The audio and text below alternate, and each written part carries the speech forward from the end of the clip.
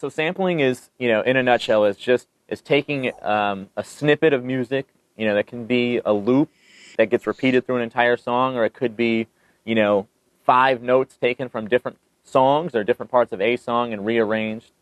And it's I guess the closest thing to compare it to would be a collage, like you do with art, cutting out different pictures and combining them.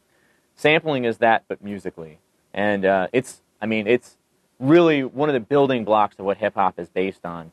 Hip-hop really started from people playing records, playing one drum break of a record back and forth on 2 turntables, and that's really where sampling began from, and it's gotten to the point where you have guys like Just Blaze or, Jay Dilla, rest in peace, where they're taking, a song that's really, really familiar and common and cutting it up and putting it back together in a way that you can just barely tell what it was, maybe, but is mind-blowing. And it's so important.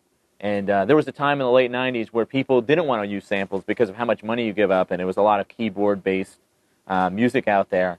And there's really been a revitalization in the last few years through, Kanye West, Just Blaze, Jay Dilla, Alchemist. These have been the guys that have really been key players in revitalizing this.